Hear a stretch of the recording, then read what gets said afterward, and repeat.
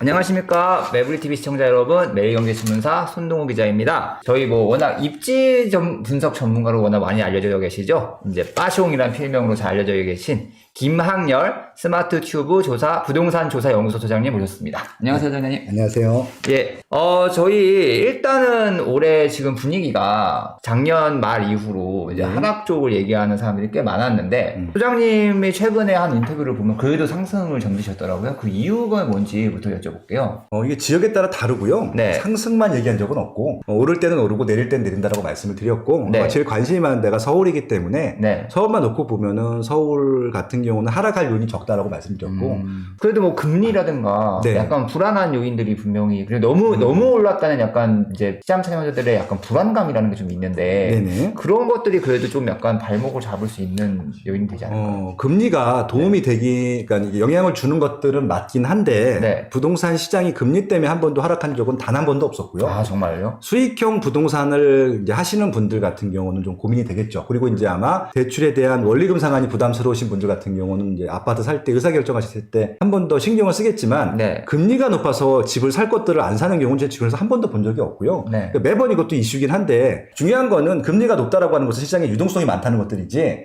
그럼 오히려 금리 상승 요인보다는 유동성이 많다는 게 더 부동산 영향을 줄 가능성이 높거든요. 네. 그러면 이건 하락 요인이 아니라 상승 요인이잖아요. 네. 오히려 그렇게 생각하시는 게 맞을 것 같고 그리고 이제 우리가 이제 금리에 대한 부담을 느끼려면은 일단 대출을 많이 받아야 되는데 네. 아마 여러분들 아시겠지만 15억 이상은 대출이 아예 안 나옵니다. 네. 그렇기 때문에 서울 같은 경우는 중위 가격이 13억이기 때문에 네. 대출과 상관없는 금액대 거래들이거든요. 신고가격이라는 것들은 대부분 그렇고요. 그래서 네. 금리가 올라가는 게 중요한 것이 아니라 시장에 매물이 얼만큼 있는지가 중요할 것 같고 네. 지금 매도자들이 팔 수 있는 분위기인지 이런 것들을 따져보는 게 더 중요하지 금리 요인이 부동산에 영향을 준다고 생각하지는 않아요. 그렇다면 그래도 좀 떨어질 위험이 높다라고 네. 생각하시는 지역이나 그런 데 특징이 좀 있으신지. 지금 이제 단기간 2021년도에 모든 종류의 부동산이 다 올랐잖아요. 네. 그러니까 이거는 종류 불문하고 다 올랐어요. 네. 아파트 다 오르고 네. 다세대 빌라 다 오르고 네. 단독도 오르고 네. 심지어는 오피스텔, 지산, 상가, 토지 다 올랐거든요. 지역도 다 올랐잖아요. 예, 그 이유 중에 하나가 네. 원래 이제 아파트만 놓고 봐야 되는데 아파트를 거래를 할 수 없다 보니까 투자자들이 일단 비아파트 쪽으로 다 옮겨갔고 네. 비규제 쪽으로 다 옮겨갔거든요. 결국은 이제 수도권 같은 경우는 거래량이 급감한 상태에서 신고가만 계신다는 것들이었었고요. 네. 나머지 지역들은 이제 실제 실수요하고 투자 수요까지 갔기 때문에 올라갔던 것들입니다. 근데 이제 여기서 조심하셔야 될 게 뭐냐면은 이게 투자 수요라고 하는 것들 풍선 효과 때문에 올랐던 부동산이나 지역들 같은 경우는 기간이 길 수가 없거든요. 네. 한시적입니다. 그래서 그렇게 좀 옮겨간 수요가 1년 내지 2년 정도 됐었습니다. 네. 아파트를 못 사게 한 게 한 2년 정도 됐으니까. 네. 그러다 보니까 지금 시장이 정상화가 되게 되면은 풍선 효과 때문에 올랐던 지역들 혹은 그런 상품들 같은 경우는 조심하실 필요가 있다라고 말씀드릴 수 있는 것들이고 네. 원래 규제를 강하게 했던 지역들은 네. 전혀 걱정할 게 없다라고 말씀드릴 수 있죠. 그렇다면 다음 질문으로 이제 네. 윤석열 대통령 당선이 된 다음에 네네. 이제 집값이 규제는 풀 거고 그다음에 집값이 이것 때문에 올라간다 아니면 네. 떨어진다 네. 말이 많은데 어떻게 보시나요? 아파트 같은 경우는 실수요 시장이기 때문에 네. 실수요자들이 어떻게 선택을 할 것인가에 영향을 주는 것들만 보시면 좋을 것 같아요. 네. 어차피 지금 대출이 많이 나오지 않은 상태이기 때문에 고가 네. 아파트를 살 수 있는 층들은 한정이 돼 있어서 네. 그 시장은 그 시장대로 그냥 적은 거래량 갖고 갈 것 같고요. 네. 아마 대출을 좀 풀어준다라고 했을 때는 지금 조건 내에서는 이제 9억 원 이하까지만 정상적으로 나오고 있거든요. 네. 그래서 아마 9억 원 이하 시장들 거래량이 좀 죽었던 시장들 같은 경우는 거래가 활성화되면서 그 지역들은 이제 당장 눈에 띄게 올라갈 수 있을 것 같아요. 폭등을 한다는 게 아니라 네. 이전보다는 조금 올라갈 수 있는 여지가 있다는 것들이고 네. 근데 그 지역이 올려서 판매가 되게 되면 거기서 돈을 좀 보태서 상승일지가 또 그 다음 수가 생기거든요. 그러니까 순차적으로 아마 이렇게 올라갈 것 같고 만약에 15억 원 대출 상한 규제를 풀어주게 되면은 네. 당장 15억 원대부터 한 20억 원대까지 그 구간이 좀 올라갈 것 같아요. 그 정도가요? 근데 아마 15억 구간 대출 풀어줄 가능성이 좀 높다라고 봐요. 왜냐면은 네. LTV를 풀어주기로 했거든요. 네. 근데 LTV랑 그거랑 서로 상충이 되기 때문에 LTV를 올려주기 위해서는 DSR이 아니라 15억 규제를 풀어줘야 되거든요. 그래서 아마 15억 그 상한 규제를 풀 가능성이 높다라고 하면은 서울에서 15억 구간, 15억에서 아마 20억 그냥 사이. 그 구간 대출 나오면 아마 그 구간들이 아마 집중적으로 수가 몰리지 않을까라는 또 생각도 해보고 있습니다. 일기 신도시 상승 가능성 어떻게 보시냐? 일단 일기 신도시 같은 경우는 자체 수요만으로 계속 꾸준히 오르는 지역은 아니라 네. 서울에 뭐가 막히면은 그때 또 올라가고 이렇게 순차적으로 왔다 갔다 하는 지역들인데 네. 일기 신도시에 지금 하나가 호재가 터진 거예요. 네. 그게 바로 일기 신도시 특별법을 지금 상정해 놓은 상태일 텐데 네. 지금 새 아파트에 대한 수요가 많은데 서울 같은 경우는 이 새 아파트 공급을 다 규제로 막아놨습니다. 네. 재건축도 그렇고 재개발도 그렇고 향후 한 5년 동안은 서울에는 새 아파트 공급할 가능성이 없어요. 그러니까 지금 들어오는 것들이 네. 기존 예정되어 있는 거 빼고 신규로 추가된 게 없거든요. 네. 그러다 보니까 서울에서 해소를 못한 새 아파트 수요들을 아마 서울 주변에 있는 1기 신도시나 뭐 인천 이런 데서 풀 수밖에 없는데 3기 신도시는 아직 언제 본 분양을 할지도 네. 몰라요. 그러니까 이건 완전 논의를 해야 될 것 같고 네. 2기 신도시는 멀죠. 네. 그리고 이제 1기 신도시가 제일 입지가 좋기 때문에 네. 1기 신도시에 새 아파트만 들어갈 수 있다라고 하면은 아마 사람들이 수요가 몰릴 것 같아요. 검증이 받은 입지거든요. 분당부터 네. 해서. 네. 그래서 아마 이 재건축 1기 신도시 특별법이 통과되게 되면은 서울까지 출퇴근 할 수 있는 입지의 새 아파트를 확보하는 차원으로 많은 수요가 좀 몰려가지 않을까? 꽤 서울도. 시간이 사실 새 아파트로 변신하기 전까지는 꽤 네. 오래 걸리더라도 그렇죠. 약간 미리 선점하는 차원에서 들어갈 가능성이 높다는 말씀이시죠? 그렇죠. 왜냐하면은 이제 지금 그 방법밖에 없고 입지가 또 좋거든요. 네. 그러니까 실제 좀 구축이긴 하지만 실제 거주하는데도 문제가 없어요. 그러니까 네. 이제 이게 새 아파트가 아니라는 사실만 문제가 있는 것이지 기반 시설은 더 좋거든요. 오히려 서울보다 더 좋은 지역들이 많기 때문에 네. 그렇게 살면서 아마 몸테크라고 하잖아요. 네. 그런 것들로 아마 이렇게 좀 수요가 옮겨갈 가능성이 높고 특히 인기가 있는 분당 같은 경우는 뭐 대박. 되겠죠. 지금 이제 경기도 얘기를 하시니까 쭉 기준이 올라오고 있는데 제가 네. 두 개만 먼저 여쭤볼게요. 네. 첫 번째, 재건축이 상당 부분 끝난 과천이냐, 이제 요입당하는 분당이냐. 두 지역은 비교 대상이 아니고요. 네. 이렇게 보시면 될 것 같아요. 과천은요, 경기도가 아니고 서초구나 강남구의 한 2개 동 정도 보시면 될 것 같아요. 그럼 여러분들 한번 생각을 해보세요. 서초구나 강남구의 동을 선택하실 것인지, 네. 경기도의 분당구를 선택할 것인지, 그건 취향에 따라 다를 것 같거든요. 가격은 과천이 월등히 높습니다. 아, 과천이 높죠. 예. 높죠? 예. 예. 왜냐면 지금 분당이 제일 비싼 건 판교인데, 판교보다도 과천이 높아요. 네. 그럼 끝난 거잖아요. 그럼 네. 이거는 자기 경제력과 생활 여건에 따라 선택하는 것들이지, 어디가 좋고 나쁘다는 말씀을 드리는 게 아니라, 가격은 과천이 좀 비싸다는 말씀이고요. 분당도 네. 경기도로 보시는 것보다는 그냥 분당, 판교는 판교. 네. 예, 그렇게 보시는 게 맞을 것 같아요. 예, 그래서 시세가 정확히 수요량을 알 수 있는 그 객관적인 지표고요. 가격이 비싼 데가 또 수요가 많습니다. 그렇게 이해하시면 될 것 같습니다. 두 번째 질문으로 이제 선희라는 분이신데 네. 동탄 지금 들어가도 괜찮나? 가격 지금 빠지고 있고 네네. 그동안 너무 많이 오른 불안감이 있다라고 네. 하시는데 동탄 1기가 있고 2기가 있는데요. 네. 1기는 이제 조금 애매하긴 해요.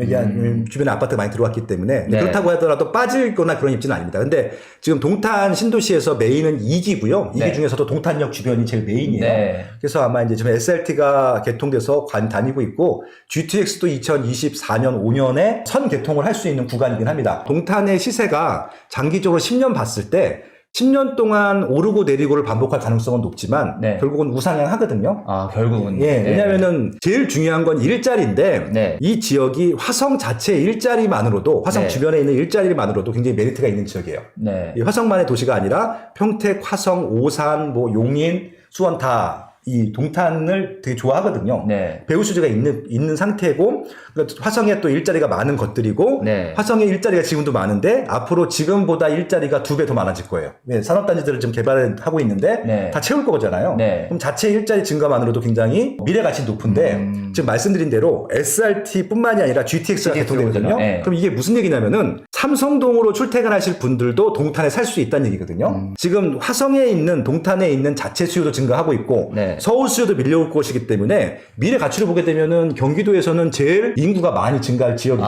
오히려 경기도에서 그리고 이제 인구가 증가한다는 것은 거주 수요가 많아지는 것들이기 때문에 지금 조정되고 있는 것이 굉장히 고마운 시기죠. 그러니까 조정될 때 오히려 누리시는 게 맞을 것 같고 네. 올라갈 때 따라서 하는 것들은 제가 부담스러워서 말씀을 못 드리는데 이거 미래 가치가 확정이 되어 있는 입지들 조정되고 있다고 그러면 만세를 부를 일이 아닌가?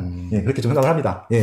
그렇다면 다음 질문으로 또 이제 아까 평택 얘기하셨는데 네. 고덕 신도시 괜찮겠냐? 여기도 너무 많이 올랐다. 네. 그동안. 네. 그러니까 너무 많이 올랐다라고 하는 기준을 잘 모르겠어요. 네. 그러니까 아마 평택 시세, 일단 경기도에서 가장 발전 가능성이 높다라고 하는 인구, 그러니까 발전 가능성이라고 하면서 네. 일자리하고 일자리 결국 인구일 텐데 네. 제일 많이 증가한 데가 화성이고요. 네. 두 번째가 평택이에요. 아, 그런가요? 삼성전자 뭐 이런 애들. 예, 그냥 끝난 거죠. 근데 평택은 아까 말씀드린 대로 화성과 거의 생활권을 같이 하기 때문에 같은 일자리를 나눠 갖고요. 그리고 지금 말씀하신 대로 고동 신도시 같은 경우는 삼성전자가 있어요. 네. 삼성전자는 이제 천안 분석해 보신 분들은 아실 텐데 네. 삼성전자만 들어가는 게 아니라 고동 신도시에 공장을 7개를 오픈해야 되는데 지금 달랑 하나 오픈했거든요. 네. 근데도 이 정도 위상이란 말이에요. 6개의 공장을 더 만들어야 돼요. 좀 뭘 걱정하시는지 모르겠어요. 시작도 안 했는데. 시작도 안 했다. 지금 평택은 주변 지역보다 되게 쌉니다. 왜냐하면 지금까지 수요가 자체 수요도 적었었거든요. 네. 근데 지금 자체 수요가 점점 증가하고 있는 거예요. 그러니까 아마 서울 포함해도 단기간 일자리가 이렇게 많이 증가하는 지역 중에 네. 확정된 일자리는 평택밖에 없을 것 같거든요. 네. 그러면 장기적으로 봤을 때는 여기는 지금이 최저가일 가능성이 높지 지금 이렇게 많이 올랐다라고 하는 것들에 대해서는 저는 무슨 의미인지 잘 모르겠어요. 지금까지 정말 많이 올랐다고 하는 지역들은 주목해 보시기 바라요.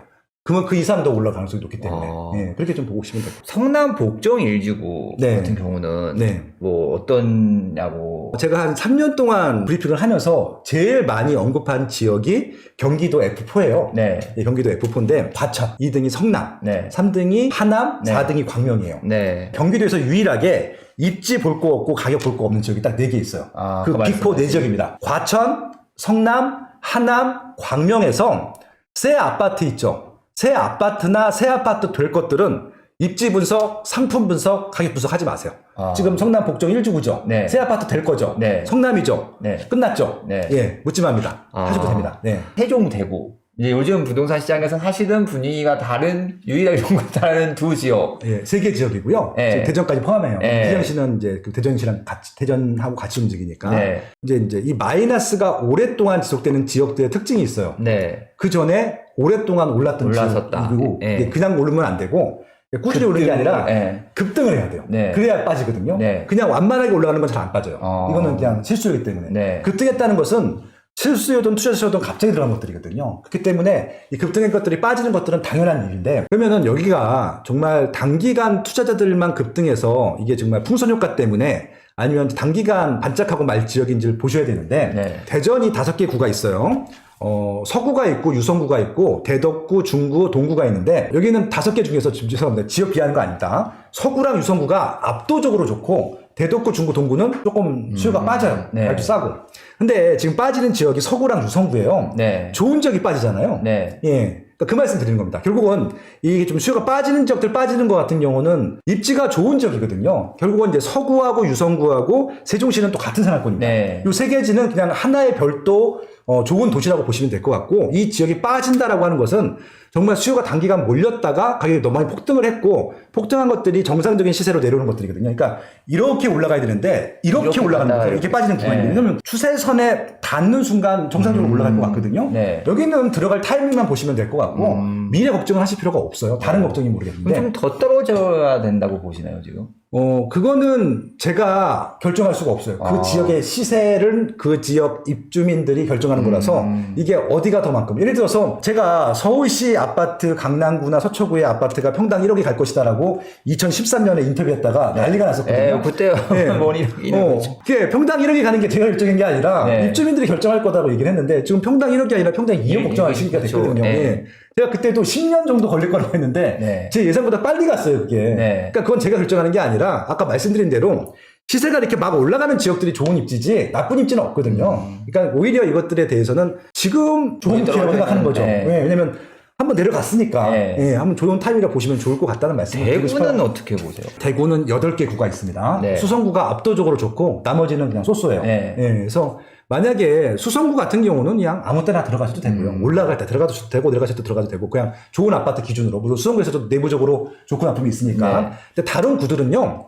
좀 보셔야 돼요. 왜냐면 입주 물량 때문에 고생들을 하거든요. 네. 대구가 지난 10년 동안 올랐어요. 네. 오르다 보니까 초기 한 6년 동안은 공급을 안 하다가 네. 막판 3년 동안 공급을 막 밀어 넣습니다. 그래서 그동안 공급 안 했던 동구라든지 그다음에 서구라든지 중구의 공급이 굉장히 많이 됐거든요. 근데 그 공급했던 것들이 동시에 몰린 거예요. 아까 말씀드린 몰린 것들이 더 많이 몰리다 보니까 지금 아직 분양 안 한 것들이 있어요. 네. 그러니까 지금 제가 걱정하는 것들은 분양 안 한 것들이 걱정이 되는 거예요. 분양한 것들은 문제가 안 생길 것 같은데. 네. 왜냐면은 싸게 분양했기 때문에 네. 분양가 대비 내려올 적은 없어요. 근데 문제는 이제 그거를 높은 피를 주고 사신 분들 같은 경우는 걱정이 될 텐데 네. 분양가로 분양받으실 분들은 전혀 걱정할 필요가 없다라고 말씀을 드리는 것들이고 지금부터는 여러분들 뭐 하셔야 되냐면은 이렇게 새 아파트가 선택의 폭이 많아졌잖아요. 네. 기존에 입지 좋은 곳, 그다음에 네. 지금 이제 분양권 살 수 있는 것들, 분양권은 살 수 없지만 그 매물로 나올 것들, 그냥 그 중에서 여러분들 생활권을 고려하셨을 때 그냥 제일 좋은 거 하시면 될 것 같아요. 가장 문제는 네. 상급지로 가고 싶은 거는 뭐 당연히 상급지라는 게 분명히 메리트가 있으니까 하는데 네. 평수까지 줄여가면서 내가 상급지를 가야 되냐? 예. 어떻게 보시는지. 그거는 그 세대에 따라서 네. 개인적인 사정이기 때문에 제가 뭐라고 말씀드릴 수는 없어요. 그거는 정답이 없어요.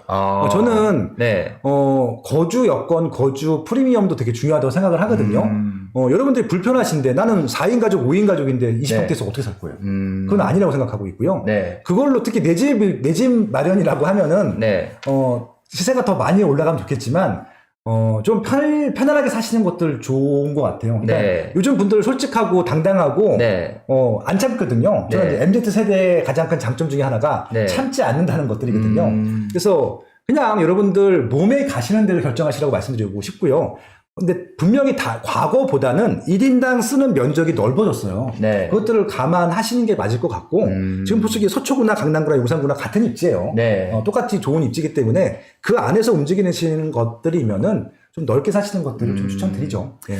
앞으로 신축 중대형 평형 40평대가 지금까지는 30평대가 전용 8사가 국민평형이었는데 네. 40평형 쪽으로 대세가 될 가능성이 높다. 없습니다, 그거는. 주거실태 조사 부분 다 나와 있고요. 네. 한 번도 제가 지금 20년 가까이 조사를 해봤는데 네. 30평대가 대세가 아닌 적은 없었어요. 많은 분들 오해하고 계신데 네. 30평대가 대세입니다. 근데 가끔 가다가 20평대가 부각될 때가 있고 네. 40평대 이상이 부각될 때가 있는데 네. 그거는 말 그대로 이쪽 공급이 적어요. 40평대 늘 많은데 네. 20평대가 적은 상태에서 몇 년 동안 지속되면은 네. 수요는 많은데 공급이 적으니까 또 부각이 될 거잖아요. 네. 그런 이슈 때문에 헤드라인만 바뀌는 것들이지 네. 대세가 30평대에서 흔들린 적은 단 한 번도 없어요. 그러면 20, 40이 올라가고 인기가 있더라도 예. 사실 30이 기본 가장 인기 있는 건 변하지 않는다. 예, 근데 이제 아까 말씀드린 대로 네.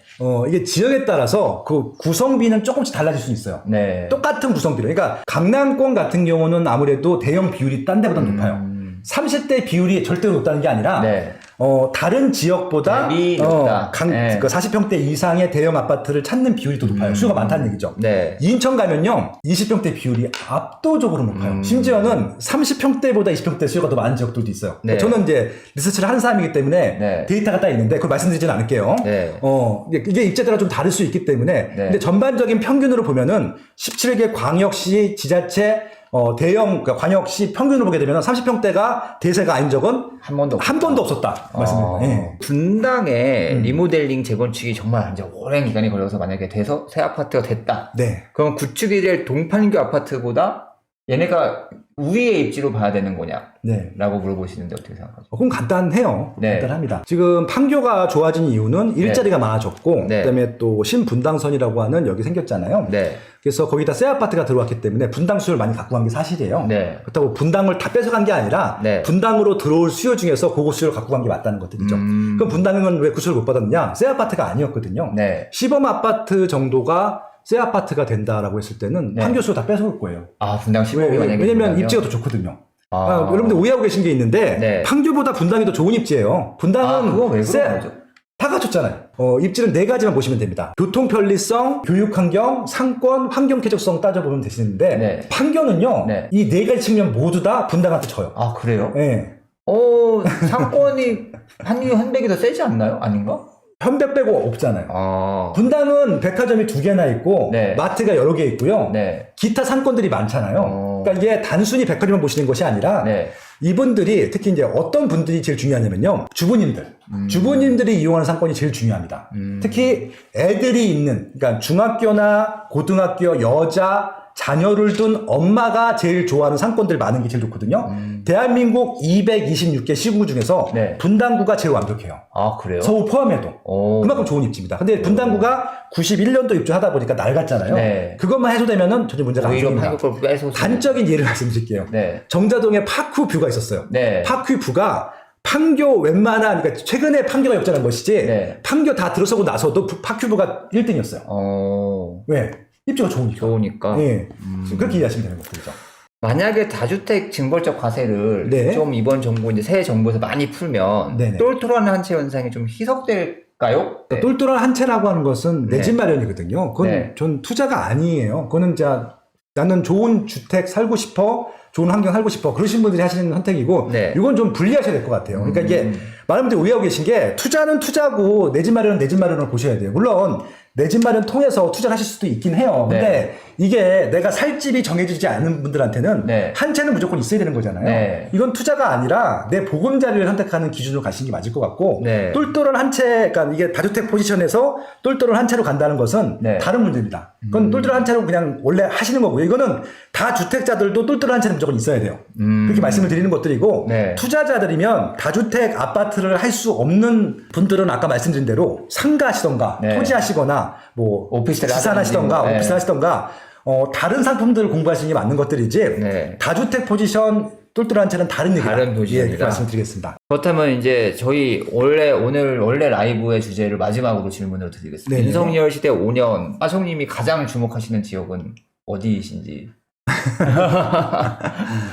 제가 주목하는 지역과 여러분들이 주목하는 지역들은 달라야 된다고 생각하고 있고요. 네. 그건 다 자기만의 아마 방향성으로 보셔야 될 것 같습니다. 네. 제가 아까 말씀드린 대로 재건축 아파트가 많은 지역들 보시면 좋을 것 같고, 네. 근데 아마 재건축이 풀기 어려울 것 같아요. 제 생각에는. 네. 생각보다. 네. 그러면은 뭘 보셔야 되냐면은 내가 오래 버틸 수 있느냐? 리모델링 할 수 있는데 보시면 될 것 아, 같아요. 리모델링. 예, 그러니까 결국은 리모델링 볼 수 있는데 발표해야 되는데, 리모델링은 추가 분담금을 무조건 내야 됩니다. 네. 모든 세대가 다 내야 됩니다. 네. 그렇기 때문에 경제력이 있어야 돼요. 아, 그 동네가 네. 주민들이 내가 왜냐면은 돈 내라 그러면 안 하지. 내서라도 내가 좋은 새 아파트를 바꾸겠다 이런 일이 있어야 그렇죠. 된다는 거죠. 그래서 리모델링 하는데 돈이 없는 지역들 같은 경우는 진도 안 나갈 거거든요. 그러니까 무조건 연차가 됐다고 들어가시는 게 아니라 이게 리모델링을 추진했을 때 지불할 수 있는 경제력이 있는 지역들 보시면 좋을 것 같고요.